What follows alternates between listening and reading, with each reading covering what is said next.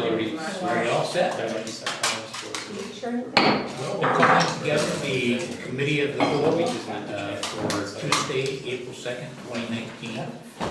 Council spent time from 5:30 till 6:15 touring the depot building, looking at the outside deck that needs repair or potentially replacement.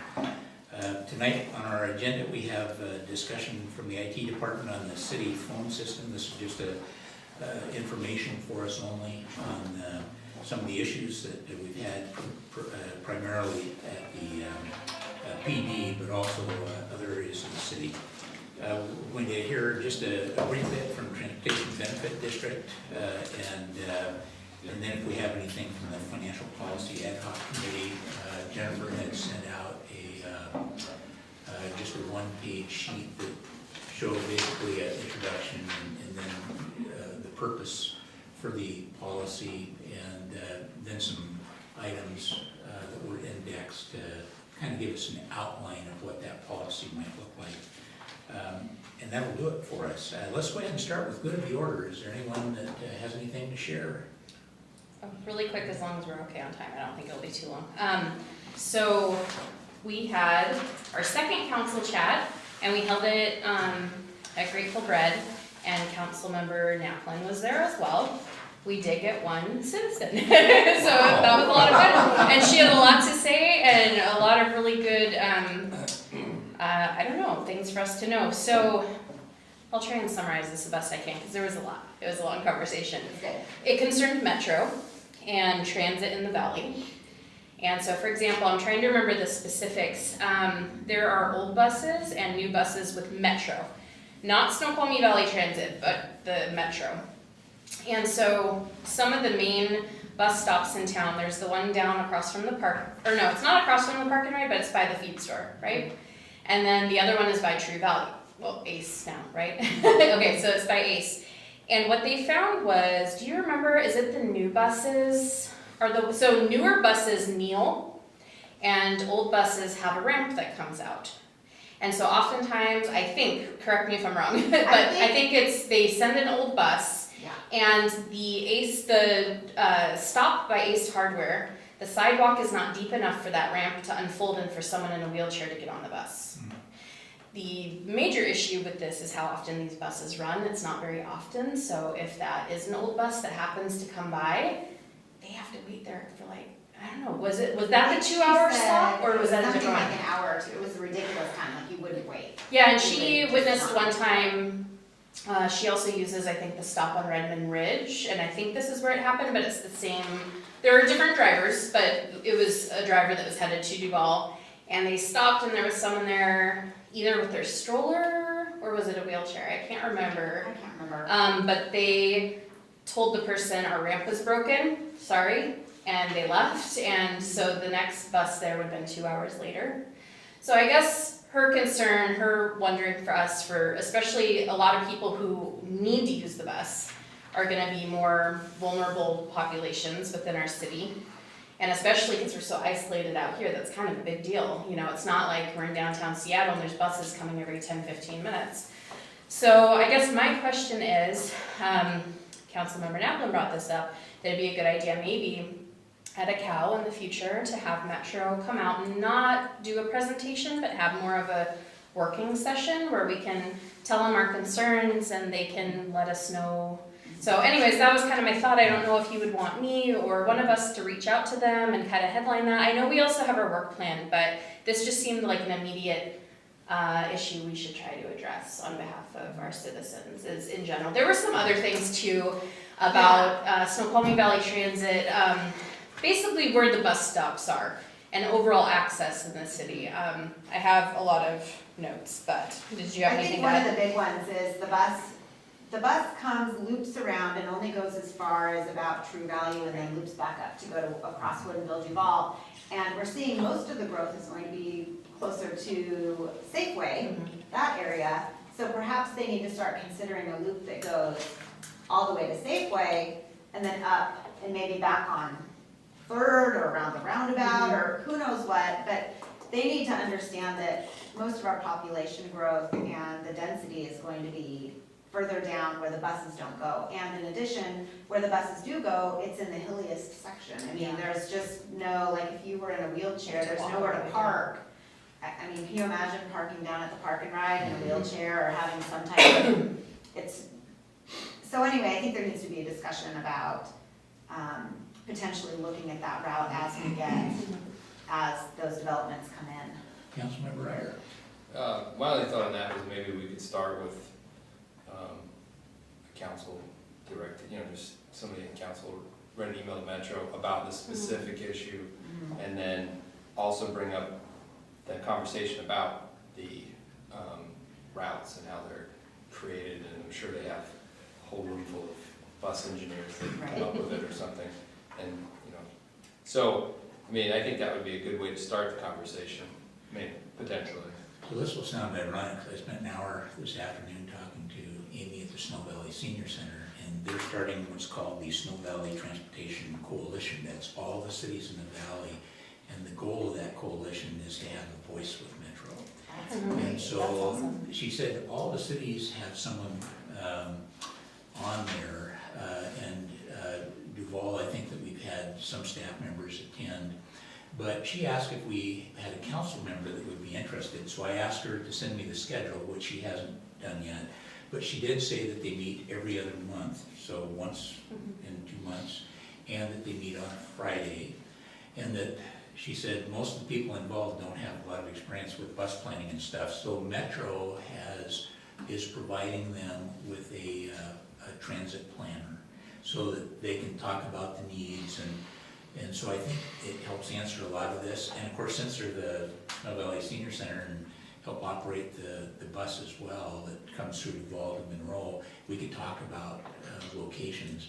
So if you're interested, send me your name, and you can wait until I get the information from her so you'll know exactly what dates they have. But she said they would certainly appreciate our input as well, and I thought that was an exciting opportunity for us. She said in their discussions with Metro early on, they were getting zero response in terms of getting, in fact, I think she said their exact quote, their answer to bus service was, rural areas are just difficult. And that was the answer. And so they really felt like they needed to take a next step. But I'll send some more information out to you, and does that sound like it would help meet that need? Yeah, I think that sounds great. So I sit on that committee, and early on, it was really challenging because there was a lack of expertise at the table. And then what happened is they tried to get the city of Monroe and the city of Duval to, because Monroe's included in the valley, do all the work. And we said, no, we can't do that. You need to bring, expertise. They want us to write a transit plan and some other things. And so Monroe, we pretty much were like, okay, we agreed not to go for a while, only because we weren't going to be their staff, because we don't have the allocated resource to do that. But I do keep track of it, and I will say that I only occasionally go to their meetings, because they're really, it is a really difficult task for us, because there's not a lot of staffing to it, and Duval and Monroe just couldn't take on, what they needed. But that being said, I can be your first point. If somebody emails me, I have the contact for the Metro planning staff, and so I can get that off and copy the council members, or you can directly make contact with them. I just think in terms of the couple issues, I think it would be good to get a good contact, and, my person that knows, we know who they are. And You they know want who to we send are. those to me, and I can send those out as well? Just because I think it would go along, especially like that one issue about, it seems like there could be a workaround, I mean, Right. would they Yeah. pull out from the curve a little bit, Exactly. maybe, or? Yeah. Exactly. Their Yeah. whole mission, just to be clear though, is mobility and the lack of mobility in this region. That's why we have the Easter Seals grant that is running that shuttle from Monroe to Duval every day, because of the mobility issue. I think they linked in with the Polk Link and Easter Seals as well. I appreciate the background on it, because I think that's an important piece to this. She did tell me that North Bend just hired a full-time person to help with citizens with a lot of health and social issues, and that person is attending this and has more time to help spend on it. So hopefully that will provide some of the staff. What we don't want to do, you just shared some really important issues, and hopefully we can use contact with Metro to talk about those immediately. Because we want to see action, not another committee. But I do think about the only way we're going to get Metro to start sending buses out here is to have a voice for the entire valley and put pressure on them. Anything else for the good of the order? I have a couple of quick items. So we did meet for our ethics policy committee met, Councilmember Walker and Councilmember McHenry, and it was, I feel like we got a lot accomplished in an hour and a half or 2 hours. We were able to come up with our, our mission statement or purpose, and then we worked through the policy a little bit and were able to find some mistakes because we are a strong mayor form of government, so there were some things in there that didn't quite match up.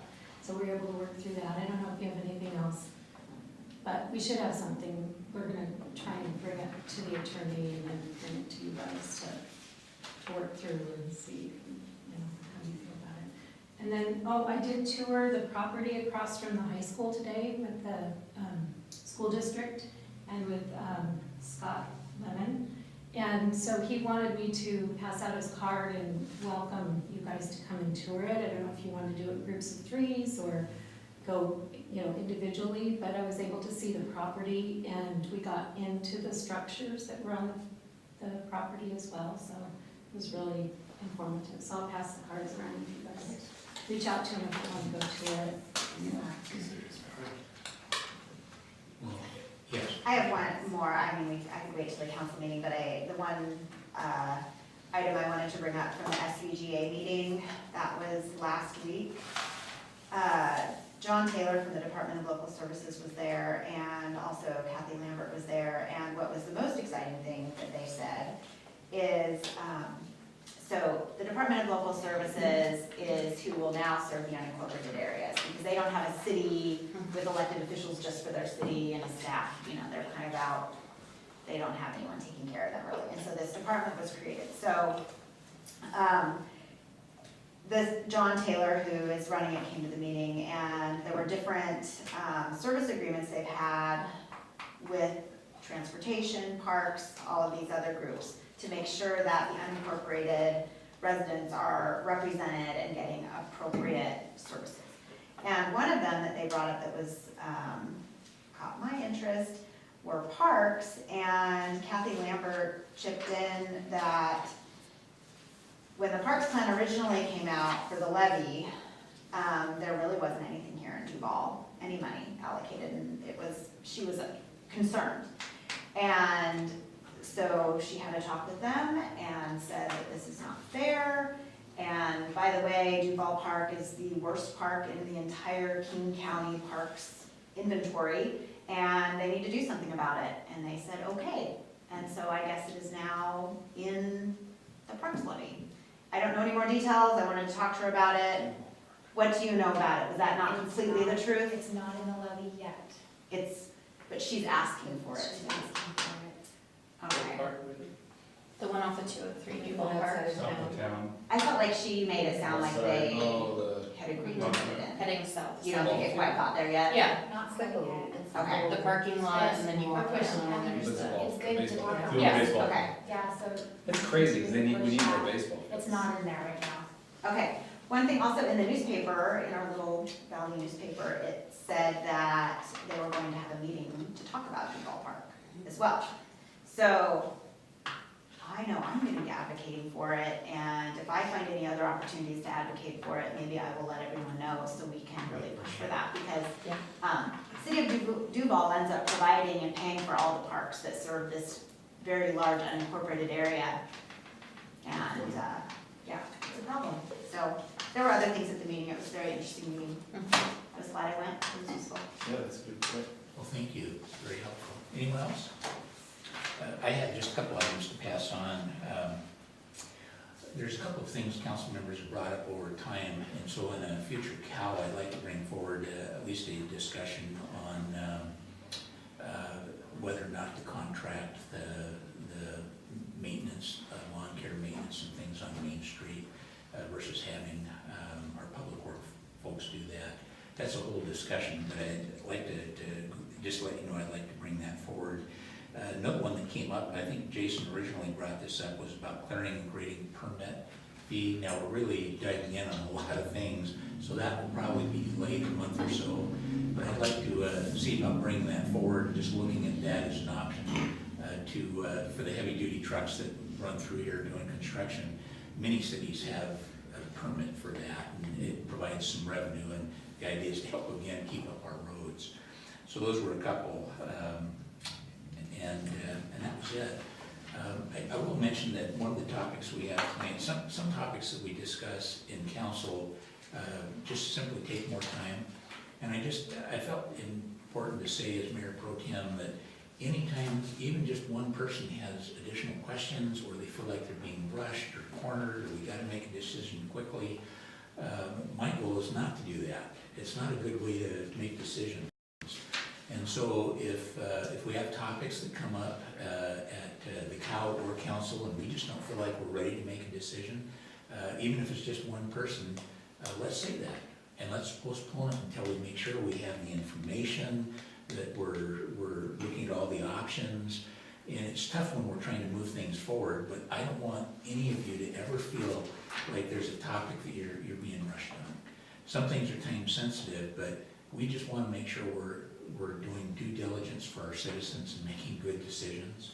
And I just want to let you know I really support that concept, and even more that that's the way we operate. We make sure that we have the right information, and we're not just trying to make a decision to move something forward. So, and again, even if it's just one person. So, we can go ahead and move forward to our first item, again, looking at our phone system and some of the issues that we've had recently.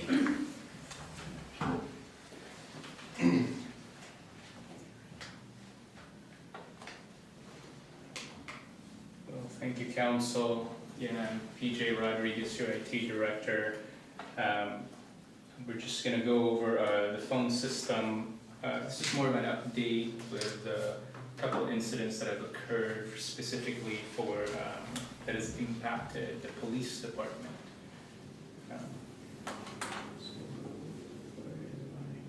My eyesight is going. This is not good.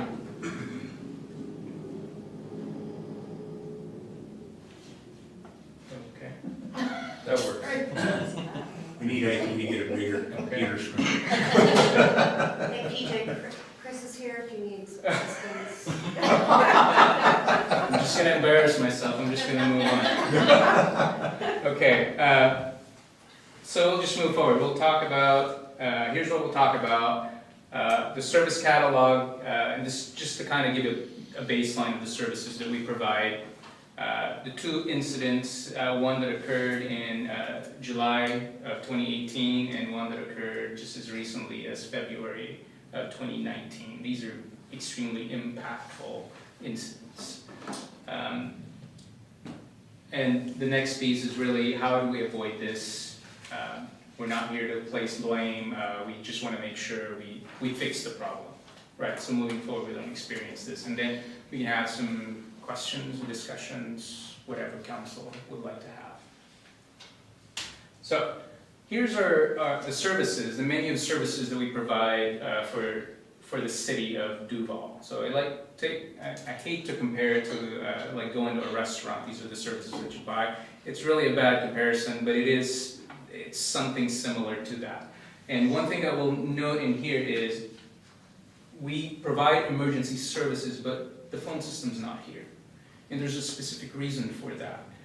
When we did the initial analysis of the City of Duval infrastructure, we identified several key items that we said is not up to a certain level, that is in an unsupported state, is what we would call it. And your phone system is one of those, and we specifically named those items in the contract. So, however, though, when you have issues, obviously something of an emergency where you lose a police department, we're going to jump in there and help the city out to make sure it functions. Any questions on this? All right. this is an incident report for the first one, which is in August or July 30th of 2018. It took us 38 hours, billed hours, to fix this issue, right?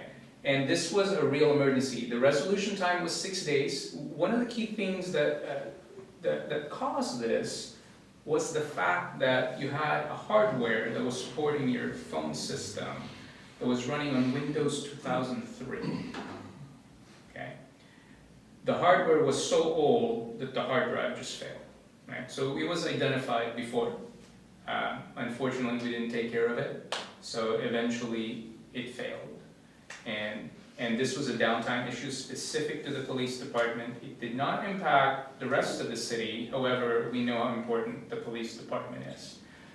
And it only took us 6 days, and part of it is because the company that actually installed the phone system, the original installer actually still works for the company. So he remembers this system. He was able to, because there are no backups, no original configurations, so he had to build it from scratch, and he remembered the majority of it. It still works at the company, right? And I think Chief Hurt was telling me this phone system was over 12 years old, if I recall. We have not verified that, but typically we like those phone systems. Well, it was 12 years old when it was installed. How about that? So. We typically don't like those anything longer than 10 years. So this is just an incident report. We told Jody we'll give you a copy of this if you guys want. What we don't want is the actual incident report as part of the copy, because it does have some details in there that could be potentially security issues that people might use. Think Sammamish kind of thing. So that was a dig over there. As a joke works. Alright, so what happened? What were the symptoms? Essentially, voicemails were unavailable, there's no incoming calls, any voicemails that were saved originally, no longer there. And then the original server configuration was unavailable, right? What's the symptomatic cause? We call this symptomatic because it's not really the issue, right? We have a phone server hard drive failure. You have no redundancy, you have no resiliency. When it fails, it's a hard failure, it's a total emergency at that point, right? We say root cause analysis is it's antiquated hardware. And then this particular piece of equipment has been extended past what we call best practice life cycle for this particular equipment. So, and we'll say that on both incidents, because that's really the true cause, right? The other ones is you're sneezing, yeah, that's a symptom, but you might have an underlying issue to begin with. You fix the issue, you don't fix the sneeze, because it doesn't fix anything.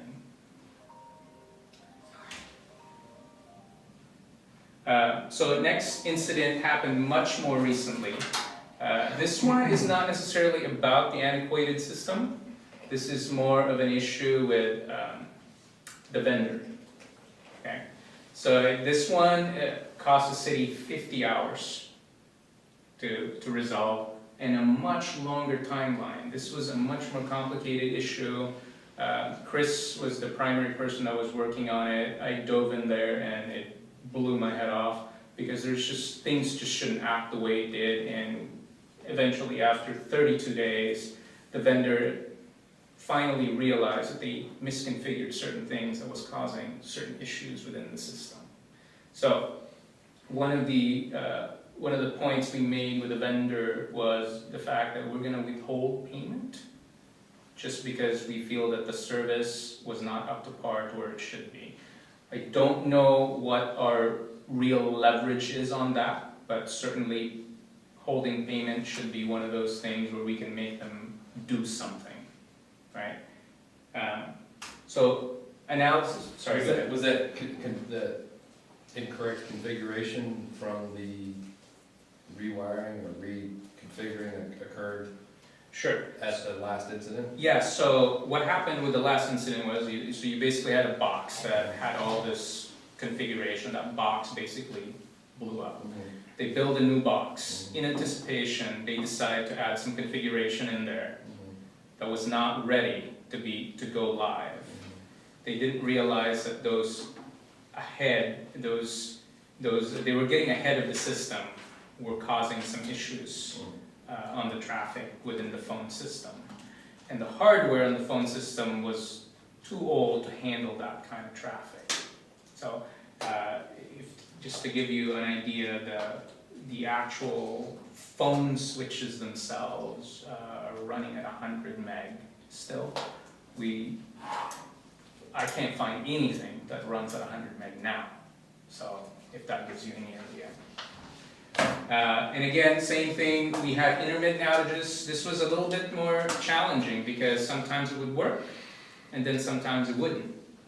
Sometimes it would work for a week and then all of a sudden have a crash and then it would work again. We had not only your integrator, but we had the actual phone manufacturer as part of the troubleshooting team. It's actually the manufacturer that figured it out and outlined that the issue was a vendor configuration that they needed to remove. So same issue though. This was this was more impactful in my mind because you didn't know when it was going to fail, so you really couldn't trust the system. And to this point, it's working right now, but we've articulated to administration, to the mayor, that we have zero confidence on that phone system right now. Zero confidence. And then again, root cause analysis, it's antiquated hardware, and again, you've extended the life of the hardware past the life cycle. So how do we fix this, right? And what does it cost? Huh? And what does it cost? What is the cost? Yeah, that's a good question.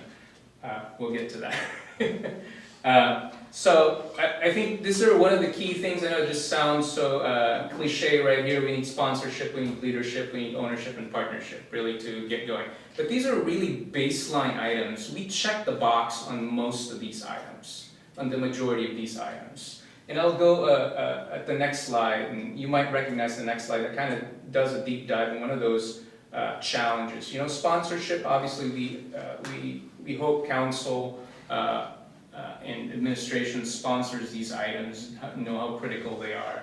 We're going to establish some governance. The leadership comes from your own technology department, so that's on us. We want to make sure we're communicating to you that there are pieces in here that need to be fixed.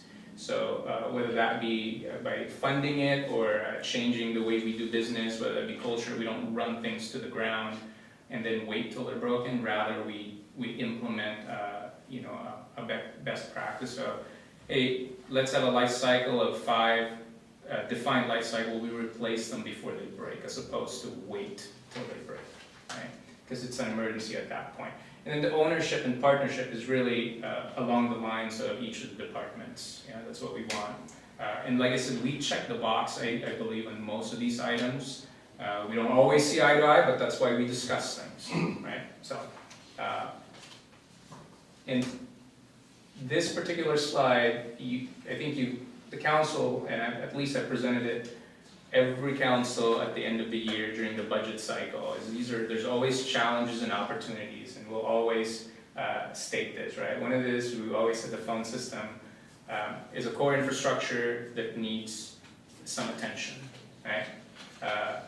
Your life cycle policy, we want to really establish that, not only in just by saying it, but also in practice. What I mean by that is we want to make sure that our finance system actually correctly allocates those ending fund balances into the appropriate buckets, right? We bucket those, and if you guys are interested, we'll show you kind of like how we build it, how we expect it to be built, to how those buckets are, and how you build your technology budget from there. Okay. And again, learn to be proactive. That's how we succeed.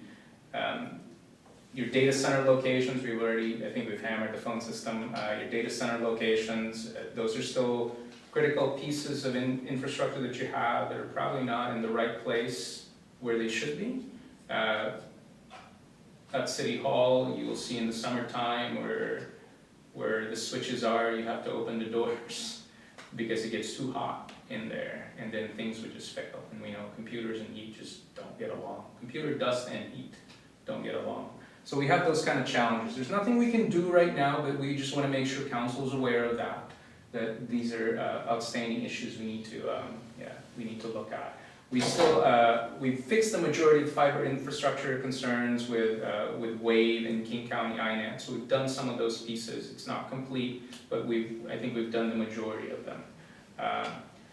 Your cable plant, these are basically your roads inside your facilities.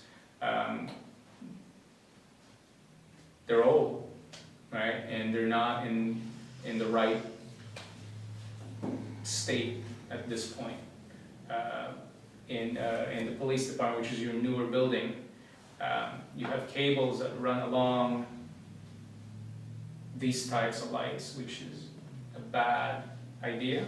They cause a lot of problems, but these are because it's not planned, it's not built correctly, but it's what you have, right? So, and we say public records. That's always a concern for us. And then service level, we're going to have a service level discussion here with the chief and Laura about where we want to be at, where the city wants to be at, to just make sure we're appropriating the right resources into the right spots, right? Any questions or concerns, discussions? Yes. I can't remember, I might have interchanged two words. Did you say hardware failure or hard drive failure? It's a hard drive failure. Okay, so I was curious if there were saved voicemails that were not ever able to be recovered, because oftentimes you can't pull things off a hard drive that just dies. Boy, I wish you didn't ask me that. But more than likely, yes. Okay. The other thing is that, are there any solutions that don't involve us having, you were mentioning switches or hard drives on site? I mean, are there any online Wi-Fi? I know we're not in the best situation with internet, Yeah. but I mean, is that a possibility? I know cost would be higher, but I just see that long-term taking care of our own equipment. I mean, unless we plan like you're talking about, it's just not gonna happen. Yeah, so there's certainly options, and I think if the city decides to move in what I call as a service model, that means you have a phone system as a service. There's pros and cons to that. Certainly you don't manage the infrastructure, but of course when you lose the internet, power, you have those challenges as well. So we just gotta weigh in what the risks are, and it's all about risks, right? What's the city willing to tolerate at that point? Right? You are in a unique situation where you just don't have a lot of pathways out of the city. So that's the one thing that I think is extremely challenging. What do we need to do to fix it? It sounds like what I took away was it's beyond its useful life, Yes. and that we're piecemealing it now to We keep are. it running. Yep. But what's the solution, and what do you recommend as an IT professional? So as a professional, I would say scrap the system and replace it. That's my technical term, right? I think it's past its life cycle, right? It just cannot function. You can continue to probably use it, but you'll have these kind of issues. So, yes. Is this, just one hub of a larger system, or is this, does this represent the whole network of phones? So the way your phone systems are structured right now, you have independent, so you have one at Public Works, you have one at City Hall, you have one at the police department. They kind of run independently right now of each other, which we also don't recommend. We want to centralize those, have dual pass out, but have two different locations so that if one site fails, the other one picks up. Right now, you do have 3 sites, but one site fails and that site is down. Sure, the other 2 work, but this site's down. So, No, finish.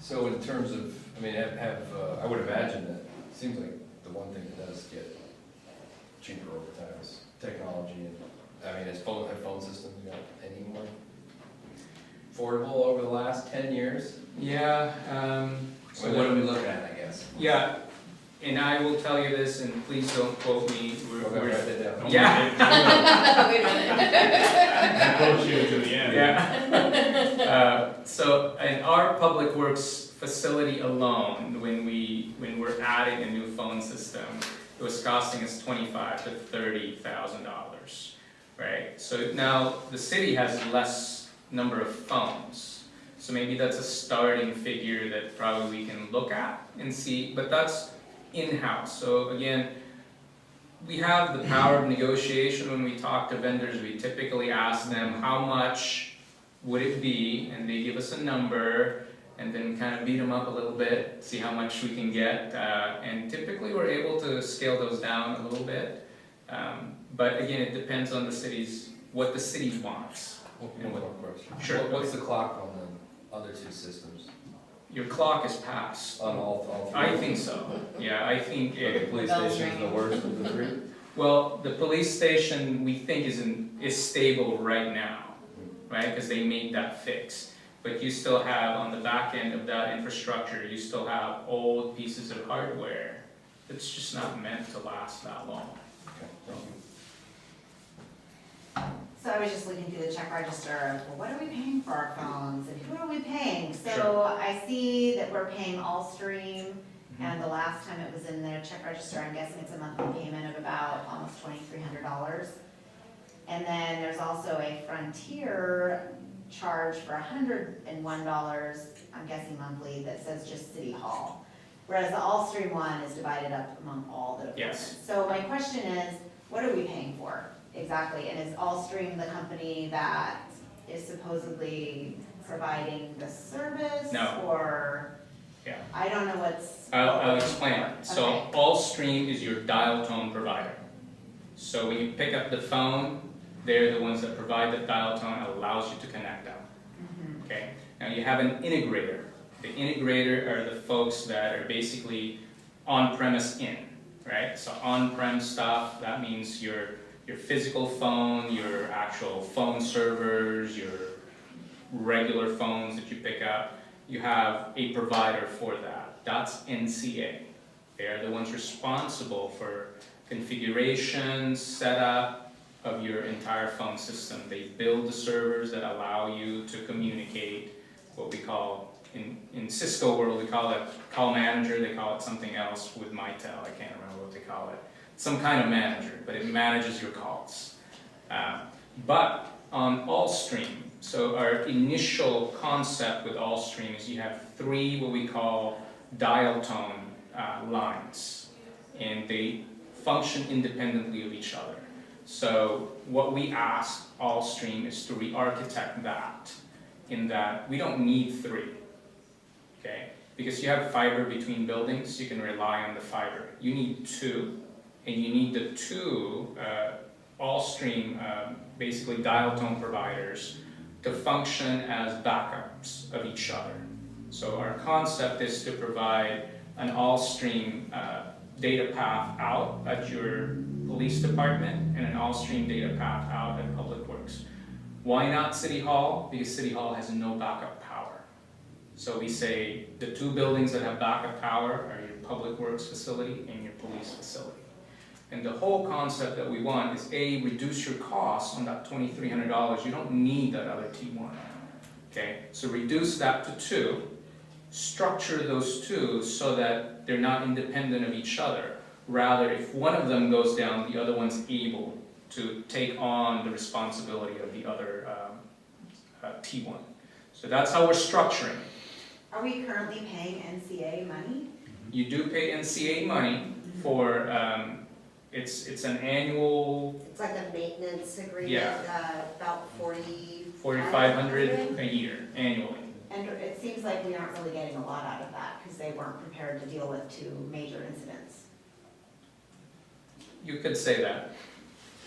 I guess I'm just trying to understand, do we have a Yeah. contract that says they're supposed to do these? Yeah, they things? are your maintenance contract provider. So something goes wrong with the phone system, they fix it. So why did we, Go to us. I mean, obviously we needed to fix it, but Sure. they have no, I don't, why are we paying them if they don't come on site or fix things? Absolutely.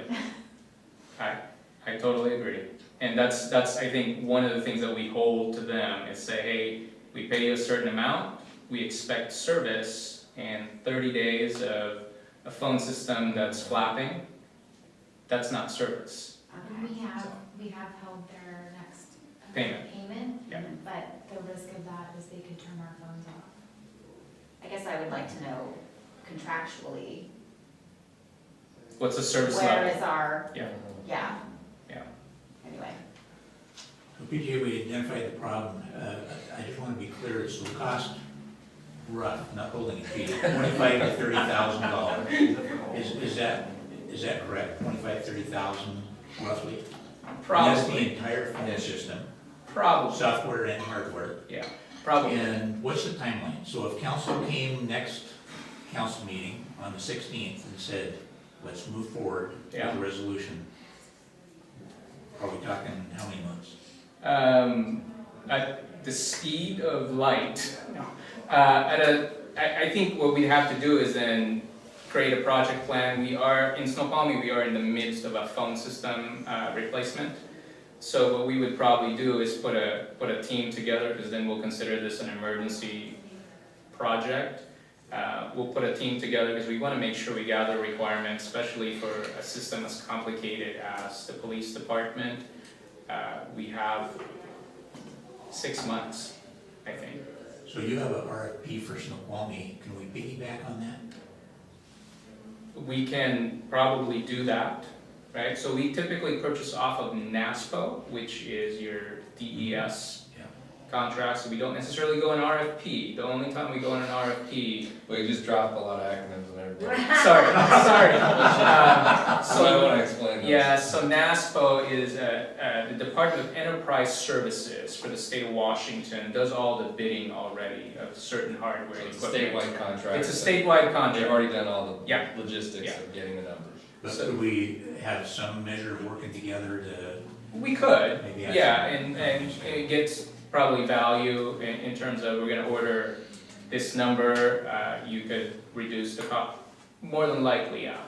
But I think the challenge we're having here is we haven't sat down and gathered requirements, scope, so we haven't So done there's a any of that. lot to do. Yeah, so I don't wanna just jump and say, yeah, we want 20 phones, right? Because we don't know what that looks like yet.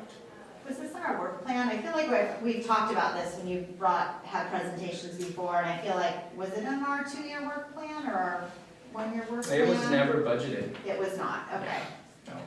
So that follows up one more question. Laura, do we have the money to get this done? We'll have to come back and do a budget amendment, because it's unbudgeted.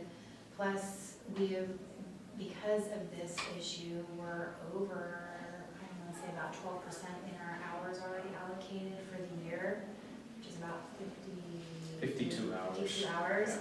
So this would be a heavy lift too, so we have to look at prioritization or adding additional dollars for the rest of our IT needs. Or we cut back on certain Or we things. cut back. So one of those, yeah. I just want to get a sense from council. I don't think any of us have the information to just say, go get it done. But it does seem like there's a relatively urgent need, especially with the PD. It sounds like it's holding up now, but we don't know. Yes. Is council ready to ask staff to get the information we need here to decide what to do moving forward? And what part of the budget the money would come out of and so on? I'd really like to understand if Allstream can be held to their agreement. I mean, typically agreements would include providing equipment that works. So it will not be all stream. Or, excuse me, NCA. NCA, yeah. I apologize, I Yeah. said that. But Yeah. typically, they have to provide hardware that Yes. works. Yeah. And so, we've been paying in year after year after year. You would think that they would have built up, you know, is there any way we can tell them to replace it? We can certainly ask. And is there any reason why we wouldn't want to use them? I mean, we've already been paying in. Yeah. I don't know, maybe not. So that's my only question first. Sure. Yeah. I mean, those are great questions. If you ask me right now, do they have the technical expertise? I'm sure they do. Did they have the technical expertise at this point? They don't. Because we did identify those errors in the beginning, but we were told that don't worry about that, that's not an issue. Okay. Typically, when we get to the point to where we're doing packet captures on the network, there's a problem, right? I mean, that's very rare that we have to do that. That's why it took 32 days, because you can't. And their initial NCA themselves did not have any technical person that really was able to look at this, and they had to go to the phone engineers of Mitel to actually review it. Okay, Yeah, so so they seem unreliable. yeah, at this particular juncture, I would say that, yeah. Well, we're getting toward the end of our meeting, just to ask, I do want to ask, because we do have a couple of other committee reports, can we just simply move those and do them during the council? We have set aside time for ad hoc committees to report it. Jennifer, can you have yours there? Yeah, mine's super easy, yeah. And Councilmember Ryer?